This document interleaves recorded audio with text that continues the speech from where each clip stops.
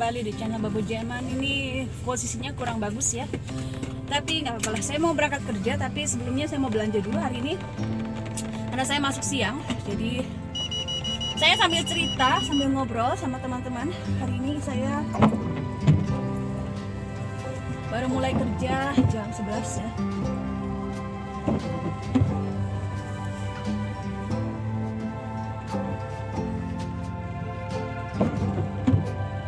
Saya mau parkir mobil begini.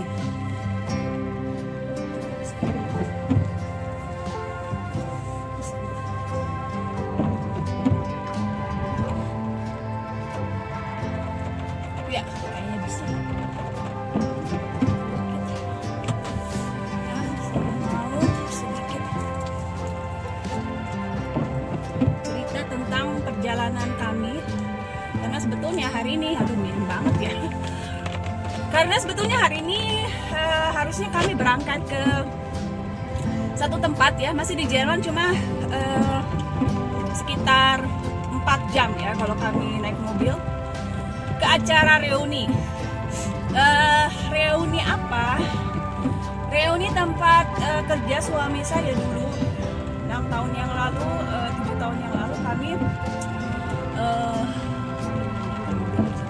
masih tercatat sebagai ini nggak banget di posisinya, sebagai pegawai di satu yayasan di Jerman, di mana yayasan ini bekerja sama sama pemerintah Jerman membantu negara-negara yang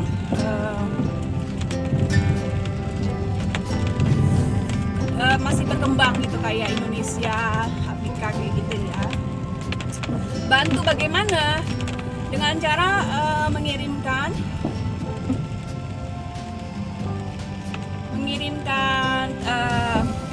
tenaga ahli ya, karena suami saya itu kan arsitek ya, dan juga sekaligus tukang kayu. Jadi keahliannya diperlukan untuk memberi keterampilan bagi orang-orang yang masih perlu dididik ya, dilatih untuk menjadi tenaga kerja atau SDM yang terampil. Nah, jadi yayasan ini dapat dana dari pemerintah Jerman khusus untuk negara-negara yang masih perlu dibantu. Jadi suami saya sebetulnya tadinya mau dipekerjakan sebagai dosen di satu politeknik, tapi akhirnya suami saya memutuskan untuk bikin ini sendiri, bikin cabang atau pusat pelatihan sendiri yang bergerak di bidang pertukangan ya. Jadi karena suami saya tukang kayu, jadi mulailah bikin workshop ya. Hujannya gede banget. Padahal saya mau jalan-jalan di kota hari ini. Jadi mulai dari nol ya, suami saya itu bikin workshop ya, seperti bengkel kerja. Jadi uang dari Jerman itu untuk beli mesin-mesin, untuk bangun gedung-gedung atau tempat kerja, asrama dari nol. Ya, semua itu suami saya dari mulai nebang pohon, gali tanah, ya semua dilakonin sama anak buah yang direkrut sebagai siswa ya. Jadi itu perjuangan yang sangat-sangat berat buat suami saya waktu itu. Ya, sebagai orang Jerman yang diutus ke Indonesia waktu itu ya. Dan waktu itu masih single ya, suami saya belum menikah kan, belum kenal saya juga. Jadi sebelumnya harus belajar bahasa dulu. Nah, di situ baru dia ketemu sama saya, suami saya. Karena saya dulu guru bahasa. Nah, bagaimana kehidupan kami setelah menikah?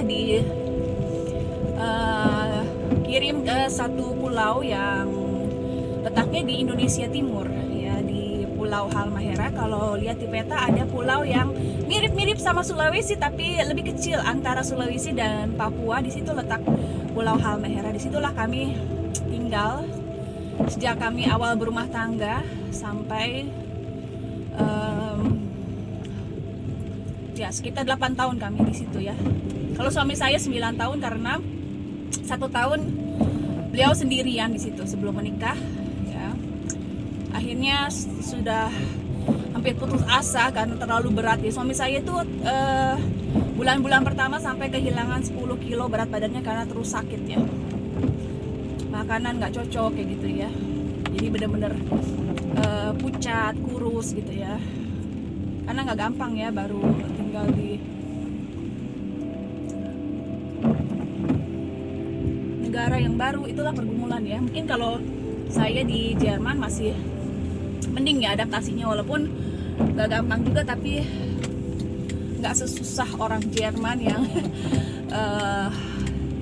nggak tahu apa-apa gitu ya. Suami saya baru pertama kali itu tinggal di Asia kan, jadi belum tahu apa-apa, kaget lah gitu ya.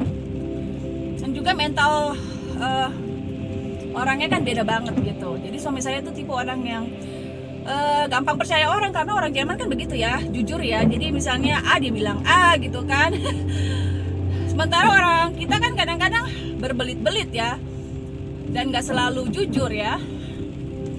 Jadi masalah yang paling saya sebel itu kalau suami saya ketemu orang baru terus langsung percaya. Ya langsung percaya apa aja yang diomonginnya, langsung dipercaya. Itu saya paling nggak suka, karena saya tahu nggak semua orang itu jujur ya. Beda sama orang Jerman kan ya. Jadi ya pertama kali kami baru menikah tinggal di satu kayak guest house ya. Jadi cuma di kamar kosan gitu, kayak kamar kosan. Cuma guest house itu memang dibikin juga dari dana pemerintah Jerman. Jadi memang kita bisa tinggal di situ tanpa harus bayar sewa sebetulnya ya. Nah terus kita dapat satu kamar. Sebetulnya bisa aja sih kita mau dapat 2 kamar juga. Terus cuma kan waktu itu kita baru menikah, cukuplah 1 kamar ya. Dapur juga kita rame-rame sama yang lain ya. Itu juga jadi masalah karena perempuan itu perlu 1 dapur sendiri. Nggak bisa perempuan nyampur dengan perempuan lain dapurnya, bisa perang dunia ya. Itu terjadi ya. Oh iya, ada ambulan. Untung bukan di sini. Kalau di sini saya bingung juga mau minggir kemana, nggak ada tempat. Jadi ya tempat tidurnya tuh cuma untuk 1 orang ya waktu itu, kecil. Dan suami saya kan badannya agak gede, jadi sebetulnya cuma pas buat dia sendiri. Kalau sama saya waktu itu ya udah sempit banget. Tapi waktu itu pikir ya udahlah, kita baru menikah juga, nggak apa-apa lah desek-desekan kan, dempet-dempetan, namanya juga suami istri kan. Nah terus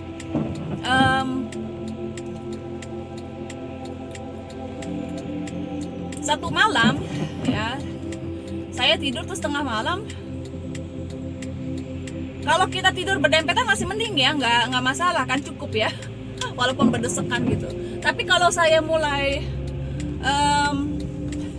masalahnya kalau saya balik badan itu, saya kan lagi tidur, jadi saya nggak sadar kalau saya balik badan ya, langsung saya jatuh. Jadi antara temboknya dari papan ya sama tempat tidur tuh ada celah sedikit. Nah saya jatuh ke celah itu, tapi saya nggak jatuh sampai aduh di sini tempat parkirnya ada orang parkir lagi.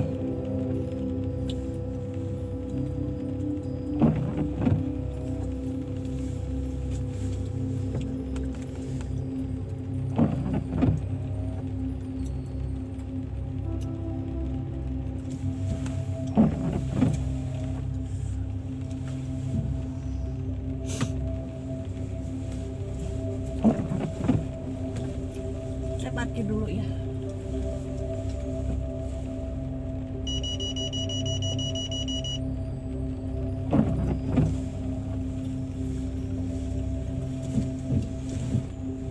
Aduh nggak bisa kayaknya aku parkir begini.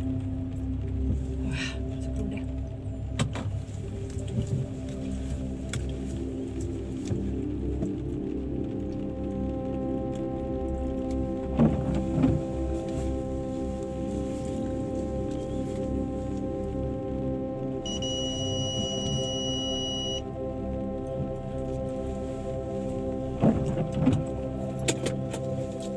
lanjut lagi ceritanya ya. Saya mau belanja dulu.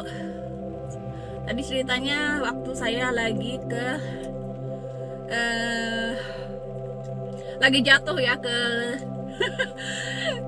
ke kolong, bukan ke kolong, saya nggak sampai ke ini ya, nggak sampai ke lantai karena badan saya ketahan sama kelambu. Jadi kita tidur pakai kelambu karena banyak ini ya, banyak apa namanya, banyak apa sih namanya, banyak nyamuk ya. Jadi suami saya bingung ya, dia bilang, istriku, kamu ada di mana? Ya saya namanya lagi tidur lelap dan saya tiba-tiba jatuh. Saya juga bingung di kegelapan, saya nggak tahu saya ada di mana ya. Saya nyangkut di kolong tempat tidur. Saya juga nggak sadar saya ada di mana. Saya bilang saya nggak tahu saya ada di mana ini. Kayaknya saya jatuh deh. Akhirnya suami saya angkat saya dari kolong. Untungnya ada kelambu waktu itu ya, jadi saya nggak gubrak, nggak jatuh ke lantai. Tapi itulah kehidupan kita di kayak rumah kosan gitu ya, di awal-awal pernikahan ya. Jadi nanti saya lanjut ya. Nah, sekarang lebih bagus posisinya ya. Dan saya tadinya mau ke toko barang bekas sebelum kerja. Saya udah selesai belanja. Cuma hujan terus dan aduh cuacanya nggak banget, males jalan ke kota. Jadi saya putuskan langsung aja ke tempat kerja. Supaya saya bisa cepat selesai juga hari ini. Kalau cuaca kayak gini males bawaannya. Pengennya di rumah, di sofa yang hangat. Bener-bener nggak enak banget ya. Oke, saya jalan sekarang sambil lanjut cerita ya.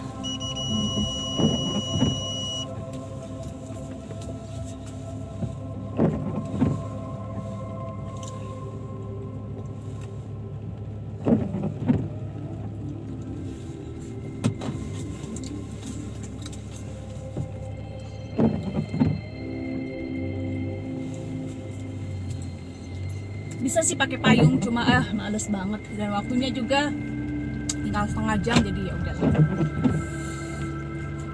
Jadi itu ya, dan tadinya kita mau ke sana ketemu sama teman-teman lama yang sama-sama kerja di yayasan itu.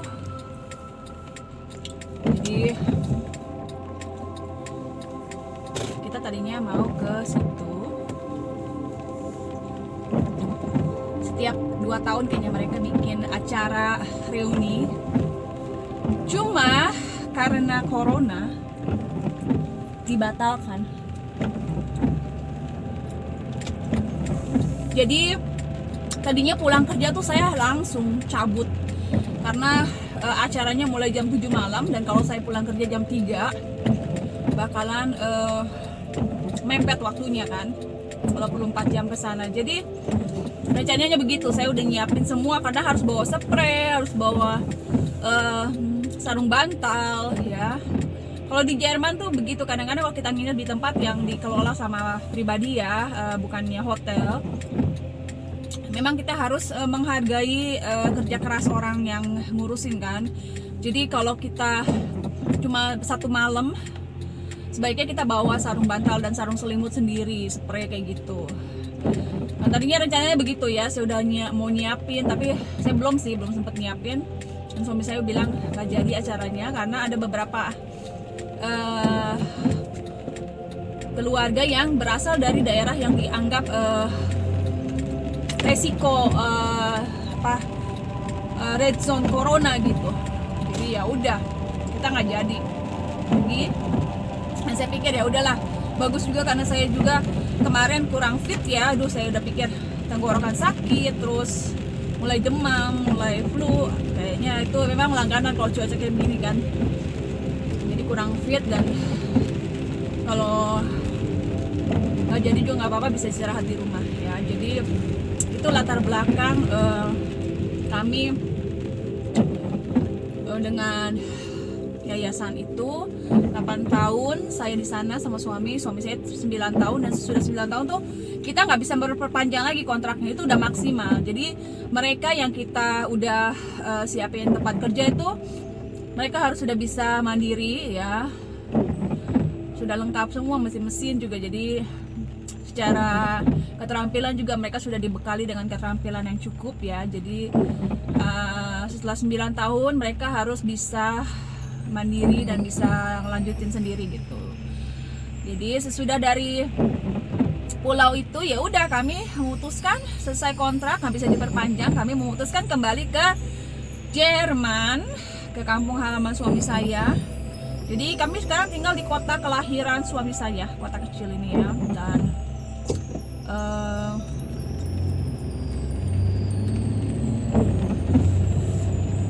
itu juga suatu perjuangan yang gak gampang karena ya suami saya kan waktu itu belum tahu mau ngapain di Jerman ya. Dan suami saya itu nggak mau jadi pegawai.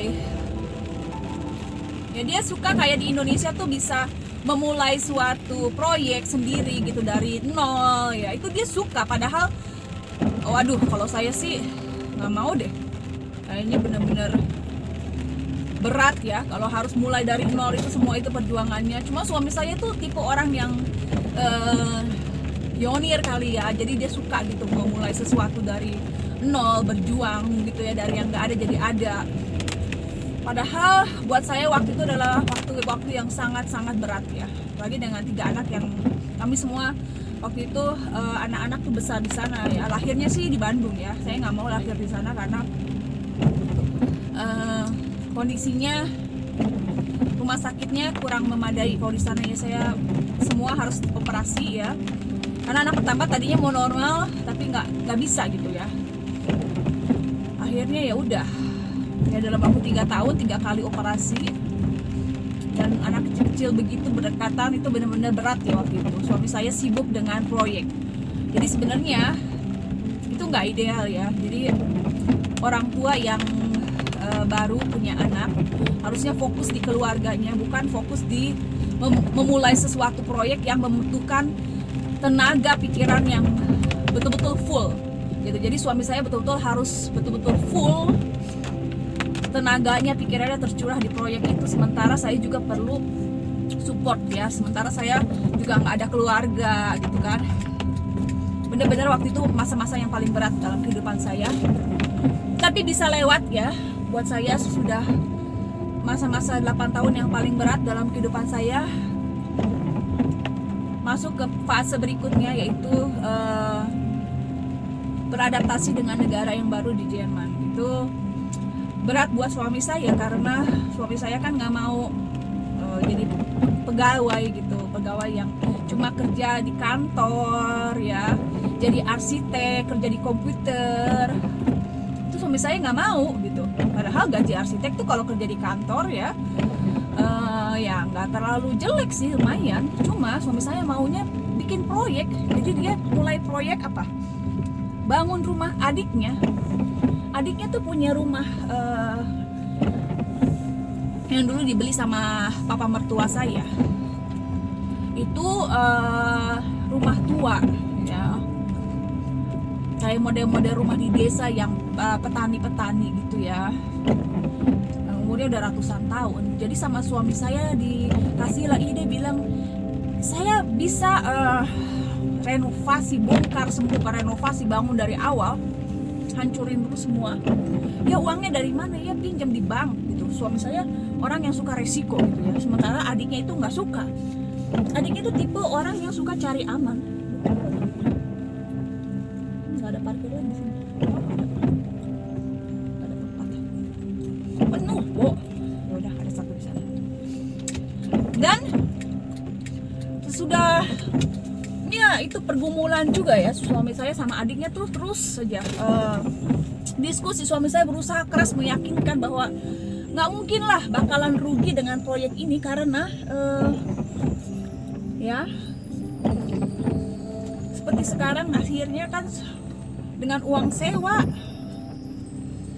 yang dia harus cicil di bank itu lebih sedikit daripada kita bayar sewa tiap bulan. Jadi kalau adiknya itu kan sekarang memang harus nyicil balik biaya ke bank ya, untuk biaya semua, karena itu rumahnya kan. Sementara suami saya untuk keluarga kita ngontrak di situ kan. Jadi kita tiap bulan bayar kontrakan, dibandingkan dengan tiap bulan yang harus dibayar sama adik ipar saya untuk nyicil semua ya ke bank. itu masih lebih besar yang suami saya bayar gitu kontrakan. Dan suami saya kan kalau ngontrak kan kita nggak dapat apa-apa kan, kita ngontrak kan ya tiap bulan bayar tapi kita nggak dapat apa-apa. Tapi sementara adiknya tiap bulan bayar ke bank dengan lebih kecil daripada yang kita bayar buat kontrakan, tapi dia dapat semua kan, rumahnya itu nanti jadi milik dia gitu semua, 5 rumah ya, 5 wonong, 5 flat gitu ya. Itulah jadi suami saya sukanya begitu, walaupun dia kerja sama adiknya ya otomatis bayarannya tukang kuli bangunan, bukan bayaran arsitek ya, dibayar di bawah standar banget ya, di bawah tukang yang normal juga, itu masih di bawahnya lagi. Karena kita maklum adiknya juga nggak punya uang kan, jadi semuanya juga uang dari bank, dan jadi kita harus meminta bayaran sekecil mungkin harga keluarga gitu, harga saudara. Padahal ya nggak gitu-gitu amat kali ya, namanya bisnis sebenarnya nggak kenal saudara kan. Tapi suami saya tuh orangnya begitu, dengan biaya yang sedikit banget, yang murah banget, dia bisa bikinin rumah buat adiknya gitu. Dan sekarang ya yang menikmati ya mereka kan, suami saya ya kadang-kadang keselnya kayak kurang dihargai gitu. Tapi udahlah gitu, kita bilang itulah perjuangan dari nol ke Jerman. Kita nggak punya kerjaan, dan suami saya nggak mau kerja sama orang, akhirnya dia memutuskan bikin proyek itu untuk adiknya. Jadi ya sebenarnya kerja sama orang juga sih, kerja sama adiknya, cuma dia ada kepuasan sendiri kali ya kalau dia lihat ini hasil karyanya gitu kan, hasil perjuangannya. Cuma kalau saya pikir-pikir lagi nggak sebanding gitu, karena kayak 6 tahun yang lalu nih, saya ingat kayak cuaca kayak begini ya, orang-orang yang kerja di dalam ruangan tuh nggak ngerasain, tapi suami saya waktu itu kerja di luar. Cuaca panas, dingin, kayak sekarang hujan, dingin, angin, dia lagi kerja di luar ngetokin jadi itu kuli bangunan gitu. Jadi dia sendirian waktu itu, kadang-kadang cuma bener-bener sendirian gitu, kerja di cuaca kayak begini di luar, bukan di dalam ruangan. Jadi kuli bangunan itu bener-bener sengsaranya gitu ya. Orang lain mungkin gak ngerasain, mikir oh kalau bule kehidupannya enak gitu ya, kerjanya asik gitu ya, duitnya banyak. Padahal suami saya yang waktu itu yang sebenarnya arsitek tapi jadi kuli bangunan, ngegali, ngorekin tembok, ngebongkar, ngangkutin, ya kuli-kuli gitulah ya. Dan seringkali sendirian gitu, karena waktu itu adiknya masih kerja di tempat lain, jadi belum bisa bantuin. Dan walaupun akhirnya ada yang bantuin juga, orang dari Rumania, karyawan baru, sampai akhirnya bisa selesai ya. Dan sesudah itu ngapain gitu kan, udah selesai semua itu, disitulah peran nyonya datang. Itu makanya kita bergantung sedikit sama nyonya, bukan bergantung sedikit sih, sampai suami saya mau merintis perusahaan sendiri, itu semua modalnya dari nyonya. Itu makanya kita terikat gitu sama nyonya gitu, tergantung sama nyonya gitu ya. Nanti saya lanjut, saya mau kerja lagi, mau kerja dulu gitu maksudnya. Selesai kerja hari ini, capek banget saya sampai lembur karena banyak banget kerjaan, ngosekin kamar pasien. Loh, puji Tuhan sudah selesai kerja hari Jumat, dan besok libur weekend. Jadi gitu ya.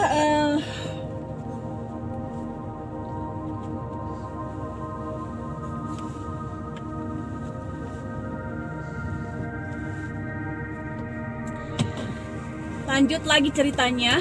Jadi setelah selesai proyek rumah adik ipar ya, suami saya tuh lanjut bingung ya, tadinya sampai sempet kerjaan serabutan gitu ya. Akhirnya satu hari teman sekolahnya suami saya dulu, ya mantan teman sekolahnya gitu ya, teman lama, ngasih kerjaan, nawarin mau nggak bongkar dapur sahabatnya mama saya, kata temannya suami saya itu ya. Suami saya pikir daripada nggak ada kerjaan kan, apa aja ya kerja serabutan kan, lumayan gitu, yang penting halal. Terus sempet sih suami kayak sedih, bukan sedih sih, ngomong gitu ya, saya arsitek masa sih saya jadi kuli bongkar, tukang tembok, kuli bangunan, gali septic tank, segala macam semua kerjaan dijalanin gitu ya. Padahal saya bisa kerja pakai jas, duduk di kantor depan komputer, tapi karena idealismenya nggak mau gitu ya kerja begitu, akhirnya ya udah kan, nggak mau kerja sama orang, nggak mau kerja kantoran, akhirnya ya udah. Nah dari situlah kenal sama Nyonya. Jadi bongkar dapurnya, Nyonya itu kan banyak duit gitu ya, jadi dapurnya diganti lah. Dapur itu kan mahal kalau di Jerman tuh, dapur itu ya, dapur kitchen set gitu. Kalau di Jerman itu harganya bisa puluhan bahkan ratusan juta ya. Namanya bingung ya, orang banyak duit mau dipakai buat apa ya? Udah renovasi dapur lah, beli inilah yang baru semua ya, kayak gitulah. Akhirnya sama suami saya ya dikerjain kan. Dari situ kenalan, akhirnya ya itu ngobrol-ngobrol, dan Nyonya nawarin ya, saya punya uang banyak, saya bingung juga mau diapain uang saya. Kalau kamu perlu uang, mau bikin perusahaan, mau mulai sesuatu, saya bisa modalin gitu. Nah dari situlah Nyonya jadi investor, jadi apa ya namanya, pemegang saham, bukan pemegang saham, yang modalin semua lah usaha suami saya gitu. Makanya gitulah. Kalau usaha macet gitu ya, larinya ke Nyonya lagi gitu kan. Cuma nggak enaknya gitu ya, saya berdoa semoga kita tuh nggak bergantung gitu sama orang. Itu paling nggak enak sesuatu ya, namanya bergantung sama orang, hutang budi itu paling nggak enak. Jadi kalau bisa saya sih nggak mau gitu ya. Cuma namanya orang di Jerman kan nggak punya sanak saudara gitu kan. Kalau dia nggak atur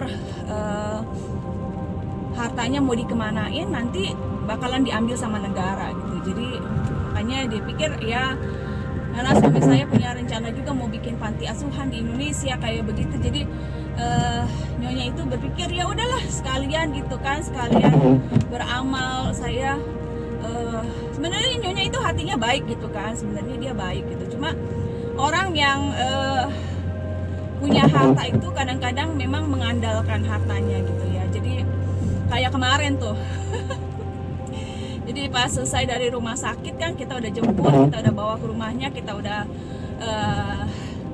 beresin barang-barangnya, semua yang dia perlukan kita udah siapin. Jadi pas kita mau pulang, Nyonya bilang, oh tunggu ini, saya kasih uang dulu sama ngomong sama suami saya sih ya.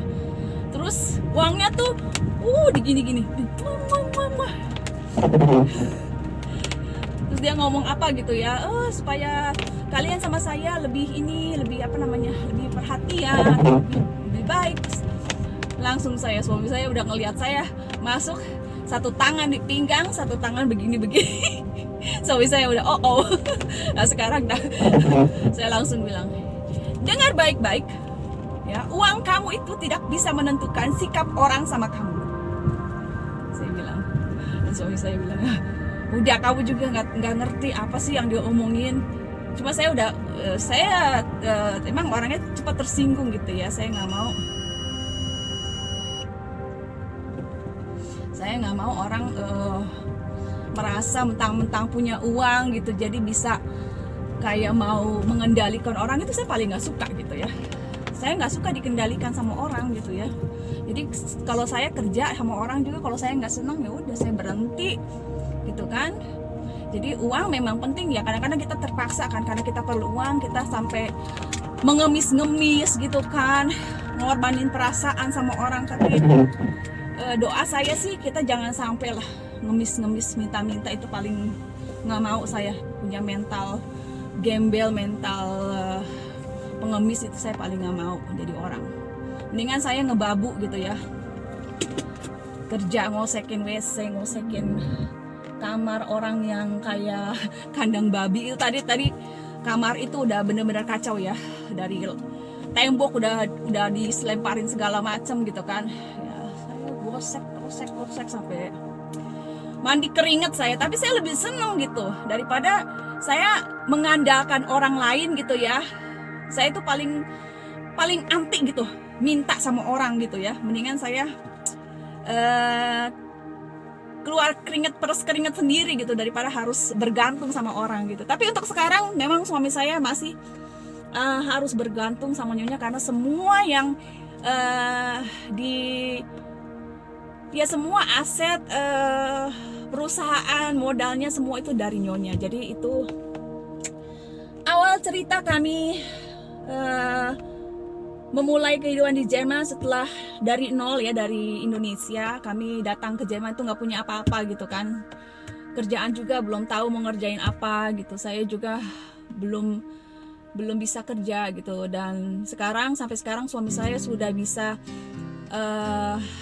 ya pelan-pelan. Dia pun, saya ngerti sih suami saya ya, maunya dia membuka lapangan pekerjaan gitu, nggak mau jadi pegawai, karena dia suka memulai sesuatu dan buka lapangan pekerjaan bagi orang lain gitu. Dia pun nggak banyak, beberapa orang, tapi kan paling tidak itu memang dia lebih suka begitu gitu kan. Dan memang saya pikir ya bagus juga ya kita seapanya ya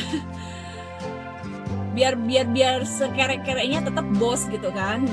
Kalau kerja sama orang kan biar seposisi apapun tetap namanya kan kerja sama orang gitu, mungkin maksudnya gitu juga kan. Tapi suami saya sih nggak gengsi ya, orangnya bukan orang yang gengsian gitu, dia mau ngerjain apa aja. Tapi untuk sekarang dia memang talentanya kayaknya di situ, memang dia punya kelebihan, dia tuh bisa memimpin gitu kan, bisa mengatur. Jadi memang dia lebih cocok jadi bos daripada jadi pegawai gitu kan. Kalau pegawai kan harus mau diatur, kalau jadi bos kan bisa ngatur orang, itu harus begitu kan. Jadi ya itulah seluk-beluk tentang kehidupan kami di Jerman. Sampai ketemu di video berikutnya ya. Dah.